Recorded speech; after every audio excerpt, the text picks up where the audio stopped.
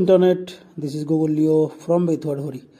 আজকে আমরা চলে এসেছি বেথুয়াডহরি থেকে প্রায় 50 কিলোমিটার দূরে একটা শিব মন্দিরে, শিবনিবাস শিব মন্দির। এটাকে অনেকে বুড়োরাজ মন্দিরও বলে।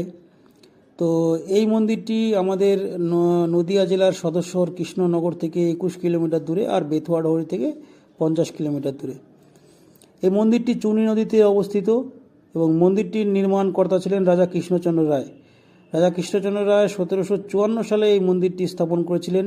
এই মন্দিরটিতে যে শিবলিঙ্গ আছে, উচ্চতার দিক থেকে তাকে এশিয়ার দ্বিতীয় বৃহত্তম শিবলিঙ্গের মর্যাদা দেওয়া হয়েছে। দেখো, এই মেন মন্দির যেটা, সেই মন্দিরে আমরা ঢুকে পড়েছি। বুগু তো খুব এক্সাইটেড, জিজ্ঞেস করছে কি। বুগু নমস্কার দেওয়ার জন্য উপরে উঠবে, কিন্তু আমাদের আগে একটা বাচ্চা ছিল, বাচ্চার বাবা উপরে দাঁড়িয়ে ছিল। সেই বাচ্চাটি উপরে উঠে নমস্কার করবে। নমস্কার করা হয়ে গেল। দেখো, বাচ্চাটি নেমে আসবে, আমি হাত ধরে বাচ্চাটিকে নামানোর চেষ্টা করছিলাম।